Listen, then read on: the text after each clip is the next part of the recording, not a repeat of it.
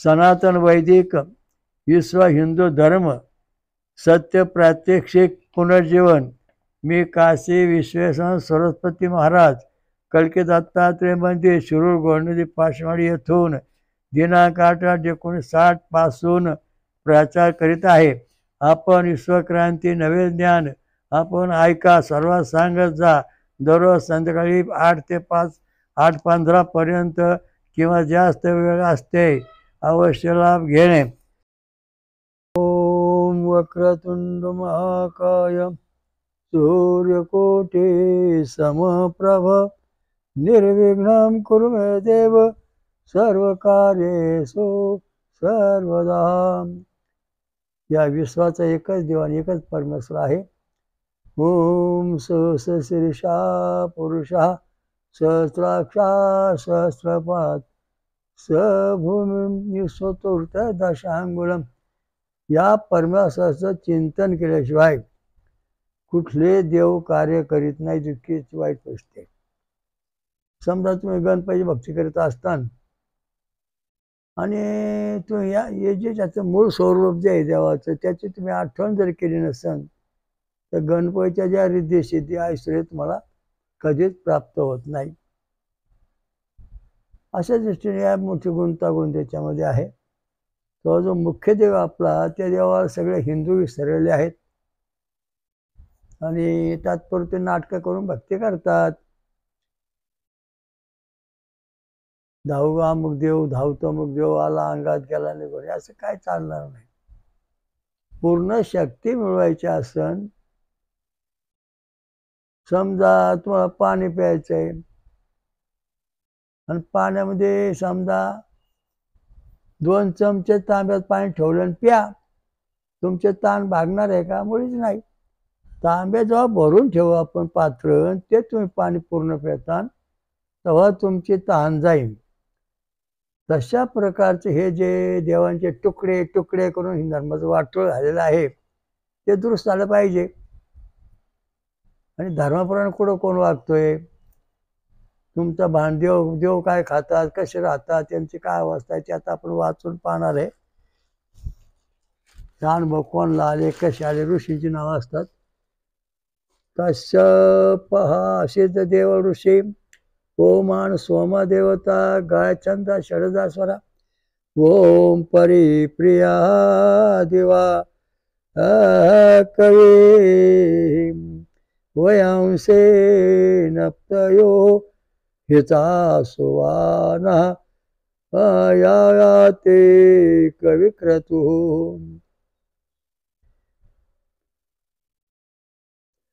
हे बुद्धिमान बुद्धी वापरून काम करणारा व सर्वांचा आवडता असा सोम वल्ली म्हणजे परमेश्वर जो आहे तो बुद्धिमान आहे. आणि ती बुद्धी आपला प्राप्त व्हायची यासाठी आपल्याला काय करायला पाहिजे, कसं राहायला पाहिजे.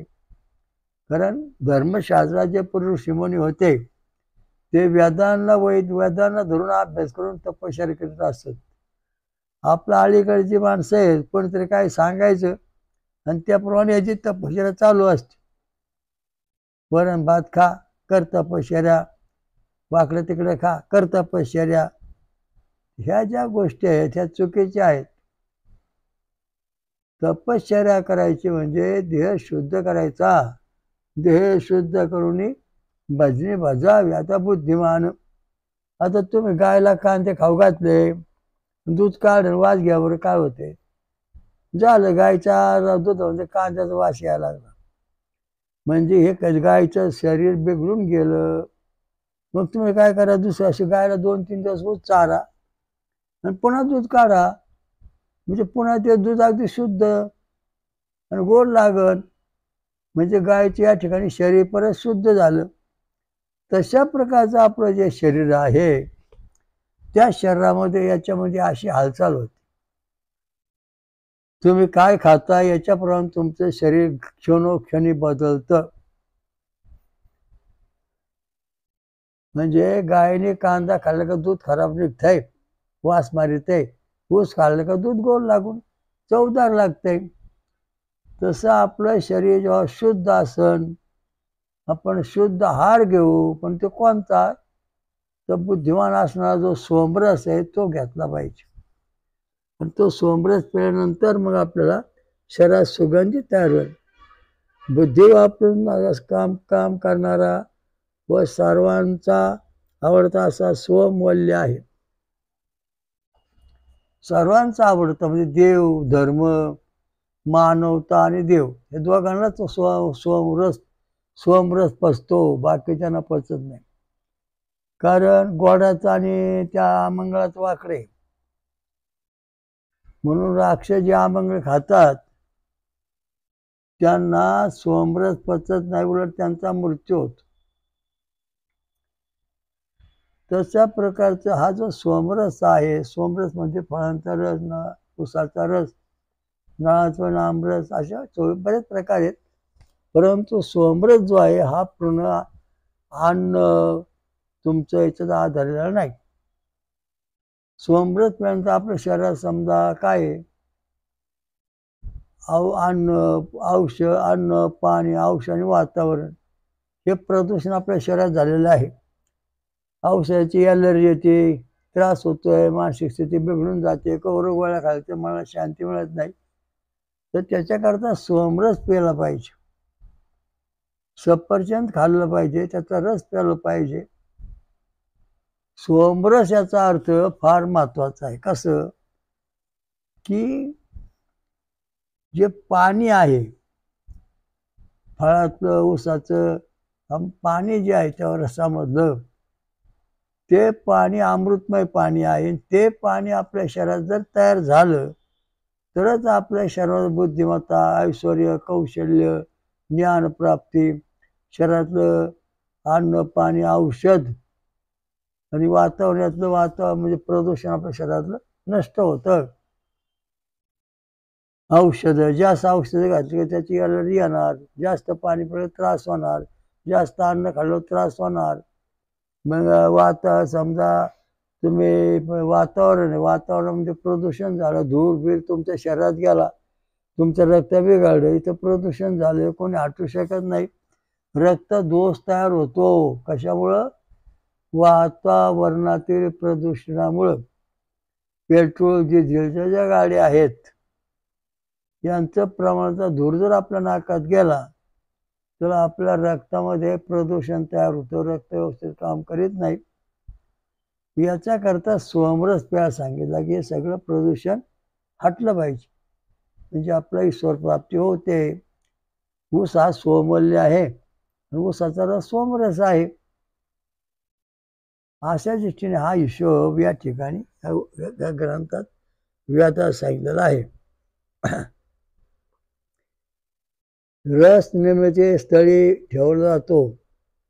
रस काढते समयी लोकांपेक्षाही श्रेष्ठ अशा स्थानी मानव जात असतो. आता बघा याच्यामध्ये फार महत्वाचा मुद्दा सांगितलेला आहे की हा मुद्दा म्हणजे इतका महत्वाचा आहे की लोकांपेक्षा, लोक म्हणजे स्वर्गलोक, आणि स्वर्गलोकापेक्षाही मानव श्रेष्ठ पुढे जातो, म्हणजे परमधामला जातो, मोक्षाला जातो. सोमरस प्यायल्याशिवाय तो मोक्षाला जाऊ शकत नाही, हा ठाम सिद्धांत त्याने सांगितला. प्रत्यय म्हणजे सिद्धांत मानला, सोमरस पिणारा माणूस सर्वश्रेष्ठ आहे, आणि तो लोकांपेक्षाही श्रेष्ठ आहे. म्हणजे लोकांपेक्षाही म्हणजे स्वर्गलोकापेक्षा श्रेष्ठ असून तो वर जातोय, परमेश्वरापर्यंत जाऊन पोहोचतोय. बाकीचं अन्न पाणी याच्याने तुम्ही श्रेष्ठ होऊ शकत नाहीत, उलट निगेटिव्ह होऊ शकता. तुमची पॉवर कमी होत चालते. किती जेवलो माणसं आज, 10 लाखांना अन्नदान केलंय. तर सांगायचा मुद्दा असा आहे की 10 लाखाला तुम्ही अन्नदान केलं, पण त्याच्यामध्ये देवांचं खाणं तुम्ही केलं का? नाही. सोमरस प्याला का नाही? फळांचा रस प्याला का नाही? म्हणजे तुम्ही पितृतत्वाचं अन्नदान केलं की पितृतत्वाच्या देवाला जीव घातलं, आणि त्यामुळं तुम्हाला ईश्वर प्राप्तीची जी प्राप्ती व्हावी ती होत नाही. तुम्हाला थोडीशी गरज भाग त्याची तुमची दुरुस्त होते. आणि 101% 100% जर कल्याण करायचं असेल तर सोमरस पिल्यानंतर स्वर्ग लोकापेक्षाही मानव श्रेष्ठ होतो आणि तो मग परमधामला म्हणजे मुख्य परमेश्वर जिथं आहे तिथं जाऊन पोहोचतो. म्हणजे सोमरा इतकं महत्व आहे. तर सोमरस म्हणजे फळं खाऊन दूध पिऊन पुरुष म्हणून तपश्चर्या करायची. आता आपल्याला हिमालय, सातपुडा, हिंदुकुश पर्वत, अरवली पर्वत, सह्याद्री, गिरणा असे अनेक पर्वत आहेत. तर या ठिकाणी हे साधू जे आहेत कंदमुळे खाऊन फळं खाऊन सोमरस पिऊन तपश्चर्या करतात. त्यांच्यावर त्यांना ईश्वरीमय शक्ती प्राप्त होते, देव बनतात. आणि आपली माणसं जी आहेत ते काही खातात आणि कसे राहतात. त्यामुळे त्यांच्यात दैवी गुण येत नाही, बुद्धिमान होत नाहीत, वेडी जाणवतात, मूर्खासारखे येतात. सोमरस म्हणजे फळांचा रस पिणारे जे स्त्री पुरुष असतील त्यांना देव अवतारिक संतती होते. जे वरण आमटी भात हो खाऊन संतती होते ते पितर तत्व संतती होते. आणि जे अमंगळ खाऊन होते ते भूतियान मार्गात संतती होते. म्हणजे असं धर्मशास्त्राने मानलेला सिद्धांत आहे. तुम्ही त्याप्रमाणे बघा. आता एक तिघ जण आले, चौघ जण आले, महाराज आम्हाला संतती झाली पाहिजे, देव अवतार विको. म्हणजे ठीक आहे, उपास करा तुमच्या पद्धतीप्रमाणे. एक जण घरी गेला, म्हणला काय ना आता देवाची साधना महिनाभर करतो. त्याने फळं खायचं आणि फळाच्या दुधात फळातलं जे पाणी आहे त्यात तेच पाणी पिऊन तो राहायचा ब्रह्मज्ञान मार्गामध्ये. दुसरा होता तो दूध आणि फळं खाऊन राहायचा देवयान मार्गामध्ये. तिसरा होता तो वरण भात आमटे खाऊन पितृयान मार्गात राहायचा. चौथा होतो अमंगळ कोंबड्या बकऱ्या दारू गांजा या पद्धतीने त्याचं आचरण असायचं. पुढ्या चौघांना मुलं झाली आणि झाल्यानंतर ती जवळजवळ 10-12 वर्ष झाली. मग त्यांचे जे मूळ प्रकृती आहे, स्वरूप जे आहे ते जागं झालं. मग तो जो भूतियान मार्गाचा अमंगळ खाणार होता त्याचं पोरग पुढं अमंगळ खायला लागलं. मग त्याच्या त्या क्रिया सुरू झाल्या, शिकार कर कुठे काय कर. दुसरा जो पितृयान मार्गाचा होता त्याला पितर झाले, पितृ संत झाली. मग ते गुलाबजांबू पेढे बर्फ पोरं मागून खाऊ लागले. त्यांची मग पित्रासारखी क्रिया सुरू झाली. तिसरा होता देवान मार्गाचा, त्याला जे संत झाली ते पोरग म्हणजे बाबा आम्हाला दूध फळं पाय मी बाकीचं खाणार नाही. त्याला ब्रह्मज्ञान प्राप्ती व्हायला लागली, ईश्वर प्राप्ती व्हायला लागली. लहानपणी तो ब्रह्मज्ञान बोलायला लागला ज्ञानेश्वर महाराजासारखा. ते सांगायचा म्हणजे अशी गोष्ट. चौथा होता ब्रह्मज्ञान मार्गाचा, तो फळांचा रस प्यायचा. ते पोरग 8-10-12 वर्षाचं झालं तर ते काय खायनाच, फक्त फळांचा रस पिऊन त्याला पचन करायला सुरू झाली. आणि मग एक दिवसाने म्हणले महाराज आम्हाला झाली मुलं पण ती अशी वागायला लागली हो. त्याचं कारण असं आहे, तुमचं जसं आचरण आहे तसे कर्माचे फलप्राप्ती तुम्हाला होते. त्याच्याकरता प्रत्येकाने विचार करावा की आपण कोणत्या पद्धतीने कसं वागल्यावर आपलं जीवन सुरक्षित राहील, ईश्वर प्राप्ती होईल, स्वर्गापेक्षा आपण श्रेष्ठ ठरू, देवाकडे जाऊ आपण ते एका मार्गाने. फळांचा जो सोमरस पिल्याशिवाय तो मार्ग प्राप्त होत नाही. त्याच्याकरता विनाकारण धडपड करू नका. तू लोकांपेक्षाही श्रेष्ठ अशा मानवी स्थानी मानव जात असतो. बघा किती महत्वाचं ठिकाण. लोकांपेक्षा म्हणजे स्वर्ग. तर स्वर्गाचा लोक जो आहे त्याच्या पलीकडे परमधाम आहे. त्या परमधामामध्ये तो मानव जाऊन पोचतो. उदाहरणार्थ संत श्री तुकाराम महाराज हे फळ खायचे, दूध प्यायचे, अल्पहार असायचे, त्यामुळे त्यांना हे फलप्राप्ती झाली. तर मानव हा संपूर्णपणे ईश्वरा प्राप्त का जात नाही? कुठे गेलता रे? गेलतो देवाला, लय मोठा भांडारा, गुलाबजामुन पेढेन बर्फेन लय खायला मस्त मजा. म्हणजे हा पितृयान मार्गाची दिंडी झाली, पितृयान मार्गाचं जेवण झालं, पितृयान मार्गाचा कारभार झाला. म्हणजे हे दिंड्या पताका भांडारे जे सगळे आहेत तुमचे, हे सगळे पितृयान मार्गातले आहेत. तुम्ही जर फळं खाऊन दूध पण उपास केलात तर तुम्हाला ब्रह्मज्ञान मार्ग प्राप्त होईल. उच्च कोटीचा म्हणजे दुर्लोकापेक्षाही श्रेष्ठ मार्ग जो तो ब्रह्म, ज्याचा कधी नाश होत नाही, कधी जन्माला येत नाही, ते ब्रह्म, ते ब्रह्म प्राप्त होत. आता जो तुम्ही अहम ब्रह्मास्मी अरे खातो काय याचा विचार कर, तुला अधिकार नाही म्हणण्याचा. कारण का तुला वाचा आहे, पण तुझी वाचा भूतियान मार्गाची आहे, पितृयान मार्गाची आहे. ती वाचा जेव्हा देवान मार्गाची होईल, ब्रह्मन मार्गाची होईल, तेव्हा तुला स्वर्गापेक्षा श्रेष्ठ जागा मिळू शकते. आता माझ्याकडं बरेच वर्षापासून लोक येतात. आमच्या स्वयंभू ईश्वराज अमृत मंथनेश्वर कल्की दत्त मंदिर शिरूर येथे जे भाविक येतात त्यांनाही ट्रेनिंग दिलं जातं. फळं खायचं, दूध प्यायचं, वर्षातून 7 दिवस 40 दिवस, काय काय 12 वर्ष होत आली, कायला 11 3-4 वर्ष होत आली, कायला वर्ष होत आलं. म्हणजे अशा दृष्टीने त्यांनी साधना केली. त्यांना जिवंतपणीचं परम स्वर्गाच्या पेक्षा श्रेष्ठ देवलोक जो आहे परमधाम, तिथं त्यांचा जिवंतपणे नंबर लागतो. म्हणजे सांगायचा मुद्दा असा आहे की तुम्हाला जे ऋषीमुनी जे साधना कर, हे ऋषी का तयार झाले? विश्वामित्र, दुर्वास ऋषी, अत्रि ऋषी, क्रतु, पुलस्त्य, अत्रि, अंगिरा, वशिष्ठ, मरीची, हे पहिले 7 ऋषी निर्माण झाले. ते फळं खाऊन फळांचा रस पिऊन राहतो. त्यांनी साधना केली, त्यामुळे हे ऋषी झाले. 88,000 ऋषींनी साधना केली म्हणून ते ऋषी झालेले आहेत. आणि आपण ते साधना न करताना आपण पितर झालो. वरण भात आमटे खाताना पितर झालो. भगवान कृष्ण एका ठिकाणी सांगितलं की हे पितर लोक आहे, स्वर्गात जायचे योग्यतेच नाहीत, त्यांना स्वर्गात सुद्धा कोणी घेणार नाही किंवा पायरीपर्यंत जाता येणार नाही. फुग्यात हवा भरली तो वर गेला, फुग्यात पाणी भरलं तो जागा फिरायला लागला, आणि फुग्यात हवाच नाही तो जागा पडून राहिला. अशी आपल्या जीवनाची अवस्था आहे. तेव्हा आपल्याला जर पूर्णपणे मोठा महान साधू संत बनायचा असेल, शास्त्री पंडित सगळ्यांची पिढी झाल्या, सगळ्यांचे आहार पाहिले. रोज गुलाबजांबू, पेढी, बर्फी, अरे बापरे, 200-500 रुपयाचं खातात एक 2 रोज. हे देव साधना नाही, पितर साधना आहे. दुसऱ्या काही ठिकाणी करतो त्यांचं वेगळाच कारभार, मंगळ फुकणं बिकणं सगळं चालूच. हे सगळे भूतियान मार्गाचे, त्यांना स्वर्गात प्रवेश नाही. पृथ्वीवर राहा, प्या, खा प्या, मजा करायचं, जाऊ पण नाही जागा. आणि परमेश्वराकडे जायचं असेल तर तुम्हाला असं करावं लागेल.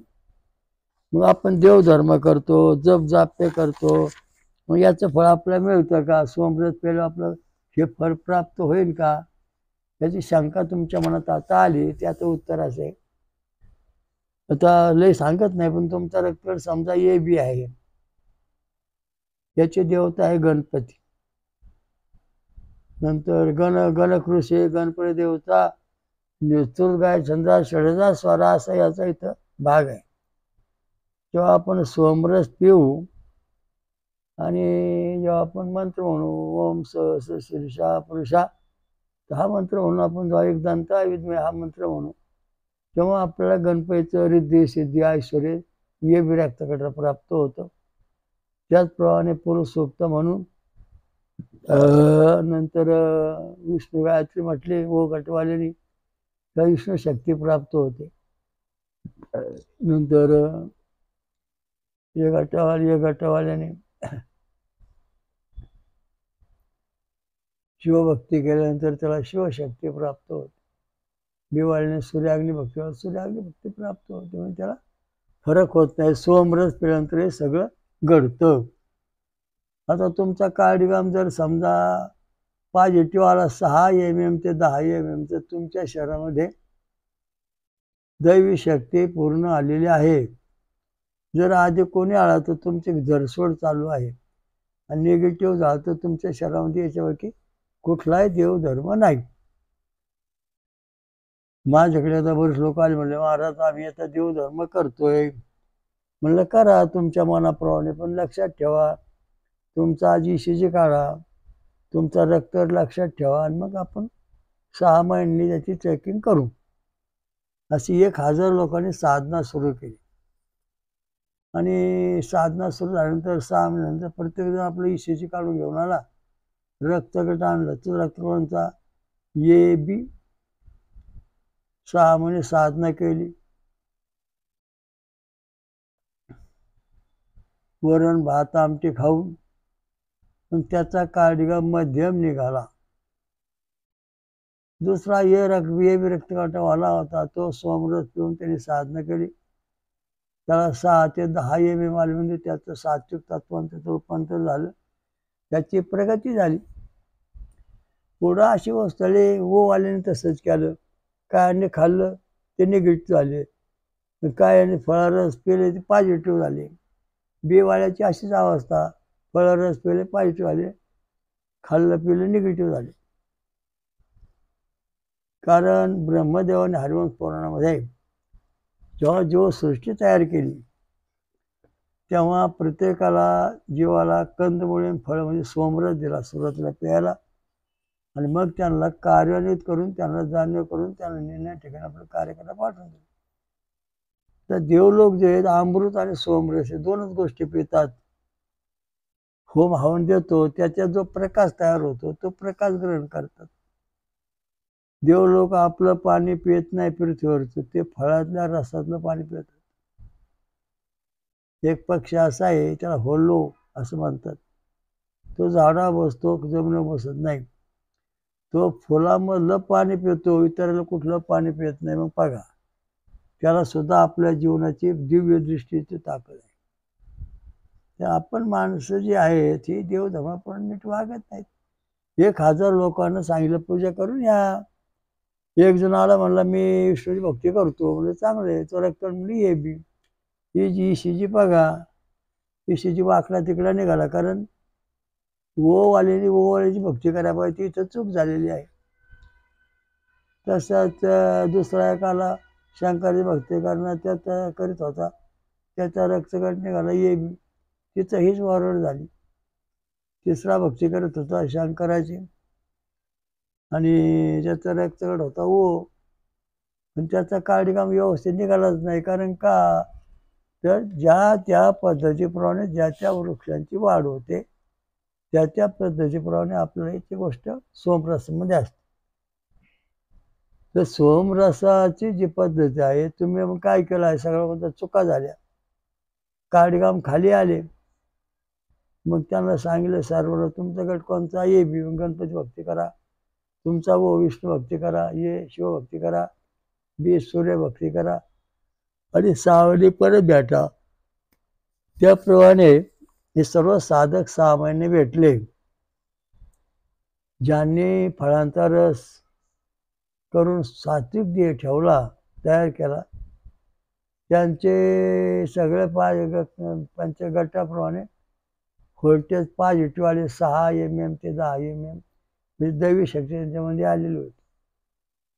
पण ज्यांनी वरण भात आमटी अमंगळ खाऊन साधना केली त्यांचे कार्डिगाम 3 MM किंवा आधी कोणी असे आले. म्हणजे धरसोड झाली त्यांच्या जीवनामध्ये. आणि जे निगेटिव्ह झाले ते संपले. अशा दृष्टीने आपण आपलं तीर्थयात्रा देवभक्ती याचं पाहू शकतो. आता तुम्ही तीर्थयात्रा निघाली, 4 धाम यात्रा करायला निघाली, अष्टधाम यात्रा करायला निघाली, निर्णय देवाला निघाले. तर तुम्ही जाताना तुमचा रक्तगट आणि ECGची नोंद ठेवा. तुम्ही 4 धाम यात्रा करून आल्यानंतर देवधर्म केल्यानंतर आल्यानंतर मग तुम्ही तुमचे व्होल्टेज तपासा. तर मग आता असं आढळणार आपल्याला की ज्यांनी खरोखर मनापासून देवधर्म केलेला आहे, पूजा आरती केलेली आहे, त्यांचे व्होल्टेज 6 MM ते 10 MM आलेले आहेत. ज्यांनी पूजा आरती केलीच नाही त्याचे व्होल्टेज जागेवर आढळले 2 किंवा 3 MM. 2 जण गेले काशीला. म्हणले आम्हाला पिंडदान करायचं. मग गेले गयाला. गया क्षेत्रात पिंडदान केलं. आणि हा माणसाने उपवास धरला होता. दुसरा म्हणलं मला काय पिंडदान करायचं नाही, काय नाही अजिबात, तुम्ही काय सांगायचं नाही, माझ्यावर दोडपणाचं नाही, मेले म्हणजे गेले. त्याने आपली श्रद्धा ठेवून आजच्या पंचांचं ते दान धर्म केला, आला घरी. ते दोघं घरी आले. मला म्हणलं आम्ही तीर्थयात्रा करून आलो, सत्य घटना आहे. म्हणलं तुमच्या इशी दाखवा. मग त्या ज्यांनी फळं खाऊन तीर्थयात्रा केली त्याची 6 नंबर 6 बटणं 6 mm ते 10 mm या मार्गामध्ये परिपूर्ण वाढलेली होती. पण ज्यांनी देवधर्मच केला नाही आणि नावं ठेवली त्या माणसाचा कार्डिओग्राम 3 mm 4 mm किंवा निगेटिव्ह असे वाकडे तिकडे निघाले. आणि मग त्याचे आजय पंच सगळे स्वप्नात येऊ लागले, त्याला छळायला लागले. म्हणले बघा असं झालेलं आहे. मग आता तो उपास धर, फळं खा, दूध पे, काशीला जा. परत काशीला जाऊन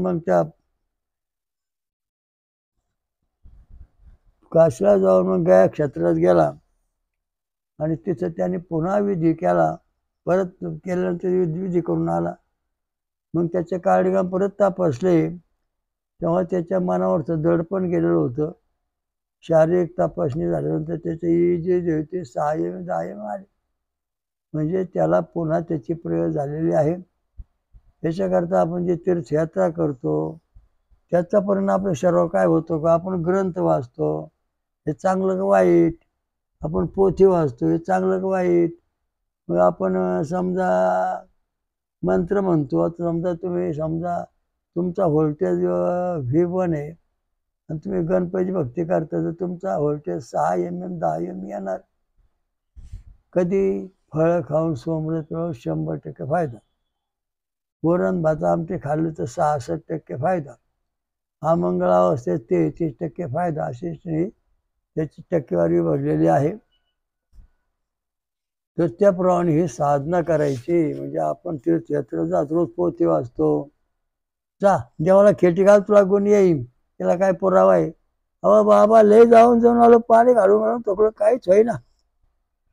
मी म्हणलं आता असं करा, तुम्ही दोघं ते जण आहेत ना, तुमची ECG काढा.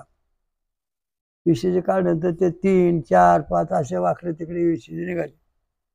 म्हणलं तुम्ही आता असं करा, देवाला भक्ती करा, देवाचा मंत्र चांगला म्हणा, शुद्ध रक्तगटाप्रमाणे मंत्र होऊन देवाची भक्ती करा. त्याप्रमाणे ते सुरू झाली भक्ती. 1-2 महिने गेला, परत ECG काढा. मग त्या भक्त जे होते गणपती, विष्णू, शंकर, दत्त, हे सगळ्या भक्तांचे कार्डिओग्राम 6 mm 10 mm आले. म्हणजे ह्या धोक्यातून टळले. त्यांना ईश्वर प्राप्ती होऊ लागली, साक्षात्कार होऊ लागला, देव त्यांच्यावर बोलायला लागला. ही जी गोष्ट आहे ही आपल्याला पूर्ण अनुभवाला येते. तुम्ही जर सोमरस कायम प्याला तर देव तुमच्याबरोबर बोलायला लागते. तुम्हाला ज्ञान सांगते, एखादा ग्रंथ, काव्य तुम्ही काय ना काय लिहू शकता. जर तुम्ही तसं केलं नाही तर तुम्हाला काय लिहिता येणार नाही. मी लहान असताना माझ्याकडे देव आले, म्हणले बाबा महाराज तुम्ही पुढं महाराज होणार आहेत, पण तुम्ही अन्न अजिबात खायचं नाही, दूध पिऊन राहायचं, फळं खायची. लहानपणापासून मी फळं खातो, दूध पिऊन राहतो, फराळ करतो. तर मला जे व्होल्टेज आहे ते पॉझिटिव्ह झाले व्यवस्थित. आणि मग देवांचे जे संदेश आहे स्वर्गातले ते ऐकायला येऊ लागले. पांडुरंग बोलायला लागला, त्याचे आवाज ऐकायला, ज्ञानेश्वर महाराज बोलायला लागले, त्यांच्या ओव्या किंवा काव्य ऐकायला येऊ लागलं. मग मी म्हणलं आता काहीतरी करायला पाहिजे. गणपती महाराज म्हणले तुम्ही आता कल्केश्वरी लिहा, भगवद्गीता 700 श्लोक, ज्ञानेश्वरी 9013 श्लोक, आणि तुम्हाला काय जमते तेवढं लिहा. पण फळं खाऊन दूध पिऊन राहा, म्हणजे तुम्हाला धोका तुमच्या हातून महत्वाचं वाङ्मय लिहिलं जाईल, तसं जाणार नाही.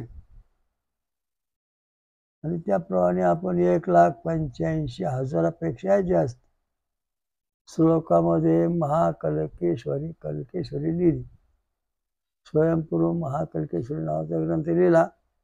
भगवद्गीतेचे श्लोक ठेवले आहेत, ज्ञानेश्वरी महाराजांचे श्लोक जसे तसे ठेवलेले आहेत. आणि त्याच्यावरती नवीन विचार मांडलेले आहेत, विश्वक्रांती नवे विचार. त्यामुळं आपण लिहिलेले ग्रंथ 2 भाग प्रसिद्ध झाले, बरेच ग्रंथ प्रसिद्ध झाले, हजारो लोक वाचक आहेत. का तर फळं खाऊन दूध पिऊन राहा, म्हणजे तुम्हाला आम्ही काय पाहिजे रिद्धी सिद्धी ज्ञान देऊ, तसं देणार नाही. त्याप्रमाणे हे रिद्धी सिद्धी मिळवण्याचं ज्ञान आहे हे फळं खाऊन दूध प्यायल्यानंतरच तुम्हाला रिद्धी सिद्धी प्रसन्न होते. वरण भात आमटी कोंबड्या बकऱ्या मारून होत नाही, लक्षात ठेवा. तुमचा गट समजा ओ आहे, तुम्ही फळं खाताय, दूध प्याताय आणि विष्णूची भक्ती करताय, तर तुम्हाला विष्णू तत्वातल्या सगळ्या सिद्धी प्राप्त होतात. शिवाय जिवंतपणे सायुता मुक्ती सर्वता सारुज्यता या चारही गोष्टी जिवंतपणे प्राप्त होतात.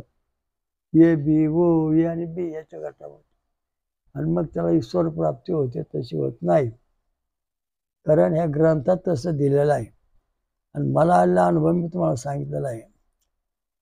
तुम्ही जर फळं खाऊन दूध पिऊन राहिला तर महान बनणार, महासत्ता बनणार, ज्ञानप्राप्ती होणार, नवीन नवीन बुद्धी सुचणार. याचं कारण बुद्धिवार्धक बुद्धिमान आहे. सोमरस म्हणजे मानवाला बुद्धिवान बनवतो. सोमरस प्याल्यानंतर मानव योगाभ्यास परिपूर्ण होतो आणि तो मग त्याला दुर्लोक स्वर्गलोकापेक्षा पुढचा जो परब्रह्म लोक आहे परमधाम तिथं जातो. आता आपण योगाभ्यास आज करतोय, ही नाटकं आहे सगळे योगाभ्यासाची. वरण भात खायचा, हातपाय काही खायचं, उड्या मारायचं, करा वर हात, करा सरळ, या पॅन डाऊन या पॅन डाऊन, असं सगळं चालतंय. हे व्यायाम आहे, हा योग नाही. भगवान शंकर योग्यांचा राजा, त्याच्याशिवाय योग सिद्ध होत नाही. भगवान शंकर जर प्रसन्न झाले आपल्याला तर योग सिद्धी प्राप्त होते. आणि ती प्राप्त होण्याकरता भगवान शंकर काय करतात? फळांचा रस पितात, सोमरस पितात म्हणजे उसाचा रस पितात, आणि मग मग योगाभ्यासात ध्यानस्थ राहतात. आणि मग आपल्याला त्याची शक्ती प्राप्त होते, योग सिद्धी. तर या योग सिद्धी शांती योग मिळवायचे, योग प्राप्ती करण्याकरता, योगी होण्याकरता भगवान शंकराला आराधना केली पाहिजे, सोमरस प्यायला पाहिजे. तेव्हा तुम्ही ज्ञानेश्वर, तुकाराम महाराज, नरसिंह सरस्वती, गाणगापूरती, जगद्गुरु शंकर, आद्य शंकराचार्य, हे असे महान बनणार तुम्ही, तसे राहणार नाहीत. कुठल्या जाती धर्माने उपदेश केलेला वेदामध्ये ओम अग्निशे पवमाना पांजन्या पुरोहितात महागयम वैखानक ऋषी अग्निदेवता गायत्री षडजा स्वरा, अशा तत्वात म्हणजे चारही पुरुषार्थ सगळ्या गोष्टी या वेदामध्ये सारा पूर्ण दिलेल्या आहेत. ब्राह्मण, क्षत्रिय, वैश्य, क्षुद्र, अतिक्षुद्र या सर्वांना देव धर्म करण्याचा अधिकार आहे, परंतु त्यांचं आचरण सर्व योगापेक्षा श्रेष्ठ पाहिजे.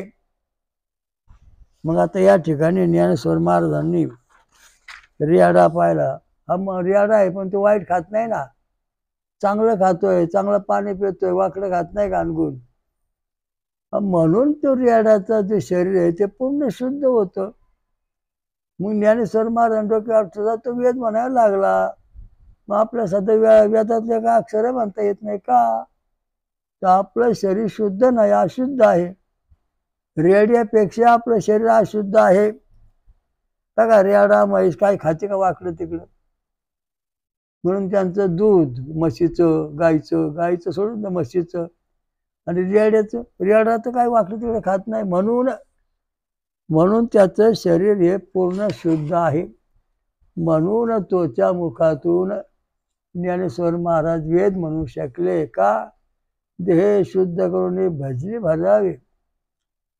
त्या रेड्याचा देह शुद्ध आहे, म्हणजे जे जे प्राण्यांचे देह शुद्ध आहेत त्यांच्या ठिकाणी दैवी शक्ती आहे आणि तिचा आपण उपयोग करून घेतला पाहिजे. ओम श्री अमृत श्री रामलिंग महाराज की जय. हयग्रीव गोनदे गंगा मैया की जय. विश्वाचा एकच मुख्य देव परमात्मा श्रीवचक्षा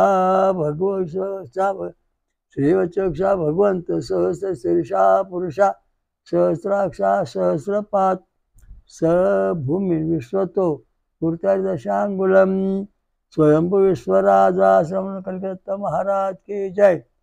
जगात आणि महाराष्ट्रात 5वं महाशक्तीपीठ स्वयंपूर्ण करणारी महापंचसागरेश्वरी महादुर्गा माता की जय. कालभैरव की जय. हनुमान की जय. शनीश्वर महाराज की जय. श्री गुरुदेव दत्त. हरि ओम तत्सत. ओम शांती शांती.